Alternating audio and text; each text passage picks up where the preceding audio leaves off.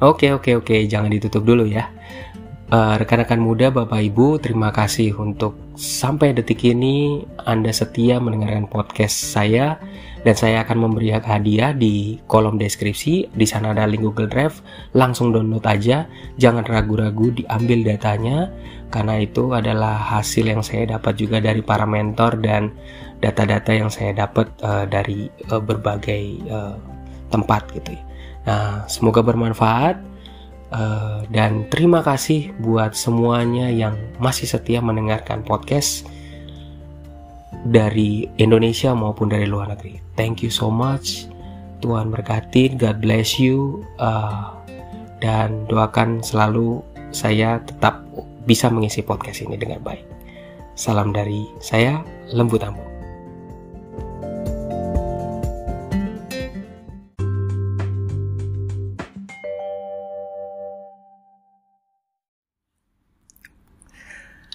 People do some crazy things with money, but no one is crazy.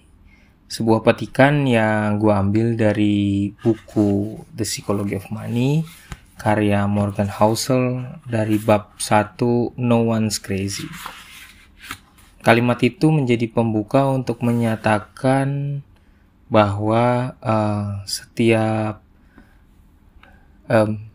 zaman, setiap waktu ya, situasi dan kondisi di setiap zaman di berbagai negara pasti beda-beda tuh, ngalamin situasi perekonomiannya ya.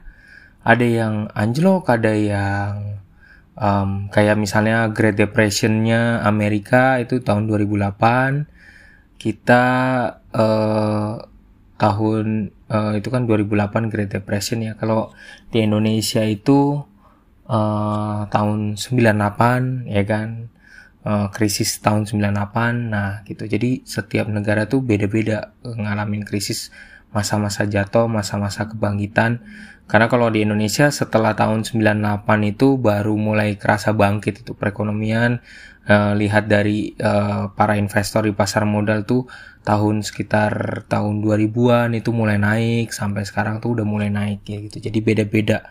Dan cara perlakuan terhadap uangnya juga beda-beda. Kalau di film-film Amerika, kadang-kadang kalau misalnya gue tonton ya, itu kalau kita perhatiin baik-baik di zaman-zaman perang, baby boomer, itu mereka beranak pinaknya banyak, anaknya banyak, terus kemudian permainan mereka, cara investasi mereka tuh rata-rata ya lotre. Kalau perhatiin baik-baik deh, lotre. Jadi mereka itu udah nganggap lotre itu luar biasa. Bagi gua, pas gua lihat tentang lotre itu kayaknya aneh gitu. Kenapa orang gantungin diri pada lotre sih? Karena ternyata dalam buku ini juga dijelasin bahwa lotre itu satu-satunya cara mereka untuk berharap dan punya harapan mereka bisa memenangkan duit banyak gitu. Walaupun harga lotre itu juga cukup tinggi juga, tapi mereka berani untuk gambling untuk itu gitu, karena situasi Great Depression saat itu gitu ya. Nah sedangkan kalau di Indonesia, waktu gue kecil kelas 2 SD, Mbah Kung itu mainannya SDSB gitu, mainannya SDSB. Dan SDSB itu kan kadang-kadang ada buku mimpinya, atau kemudian ada ramalannya, dan semua kan tergantung dari bandar yang ngatur kan untuk SDSB. Tapi orang cara saat itu gitu ya, pola pikir saat itu SDSB itu yang cara terbaik gitu, yang menurut gue salah gitu di zaman sekarang. Agak aneh buat gue kalau misalnya orang tuh berinvest malah ke SDSB. Tapi memang di zamannya ketika kakek gue cari sambilannya dan segala macam ya, pakai SDSB ya, sampai mungkin kakek gue juga minjem uang juga buat atau main SDSB gitu, nyoba-nyoba, kadang-kadang mimpi gitu kan. Orang berharap dengan mimpi itu dia dapat keberuntungan itu gitu, sesuai dengan bidikannya si bandar. Itu SDSB ya. Padahal di zaman sekarang ketika SDSB itu juga udah mulai menghilang, udah kemajuan teknologi fintech sekarang udah maju, malah sekarang juga dengan berbagai kehadiran kredivo dan segala macam yang pinjam uangnya jadi mudah, dan model-model tanda kutip tahayul-tahayul yang model kayak lotre atau SDSB itu jadi berkurang gitu. Karena orang dipertemukan dengan orang tempat-tempat di mana orang bisa berinvestasi ya, jadi lebih rasional gitu. Nah, lagi-lagi kan kembali ke kalimat tadi. Makanya ada masa-masa di mana rasanya menurut kita orang tuh to do something yang crazy things with money gitu. Kayak tadi buat kita nggak masuk akal, buat gue sendiri juga rasanya aneh gitu dengan lotre. Dengan kayak lotre menurut gue kayak lo lagi, menurut gue ya, lo kalau kayak lagi ke time zone, lo berharap dengan karcis yang ketika lo bayar karcis, jumlah karcis yang cukup banyak, lo berharap ada karcis balikan di mana lo keberuntungan dapat hadiah yang lebih banyak gitu, ya kan? Kalau misalnya mukul-mukul nanti ada tiketnya yang keluar, terus kemudian habis itu lo tukerin jadi boneka, lo tukerin jadi apa. Menurut gue itu sistem kayak lotre juga gitu. Jadi lo berharap sesuatu yang menurut gue di zamannya gue sekarang itu agak aneh gitu. Tapi di zamannya hadirnya pertama kali yang terkenal di masa itu adalah lotre, dan yang terkenal di masa itu adalah SDSB, itu adalah tempat mata pencarian juga gitu. Dan gak pernah ada yang salah, gak ada yang salah juga. Memang semuanya tuh semuanya terjadi karena experience ya, karena semua pola-pola yang kita lakukan itu karena cara kita melihat di pengalaman kita sendiri gitu.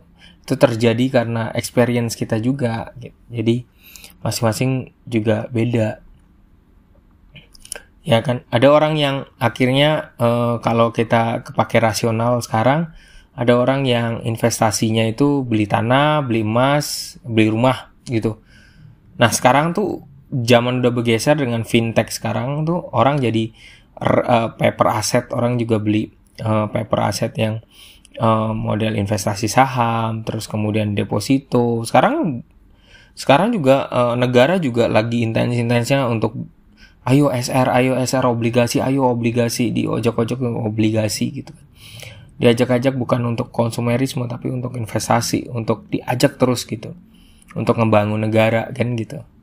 Jadi sekali lagi, setiap zaman tuh pasti ada sebuah pengalaman dimana sometimes you do crazy things with money gitu. Yes. Terima kasih untuk podcast malam ini. Terima kasih buat Bapak Ibu, rekan-rekan muda, khususnya gue lihat di data ya, nggak YouTube, nggak Spotify. Rata-rata yang ngedengerin podcast gue di antara umur 23 sampai 27 dan 45 sampai 60-an gitu. Ayo bapak-bapak, ibu-ibu, terima kasih udah dengerin podcast gue. Dan terima kasih buat rekan-rekan muda yang punya cita-cita untuk bisa investing ke depan jauh lebih baik. Salam dari gue, Lembu Tambun. Jangan sampai lupa untuk tetap dengerin, follow juga podcast gue, dan selamat mendengarkan untuk podcast-podcast selanjutannya. Thank you.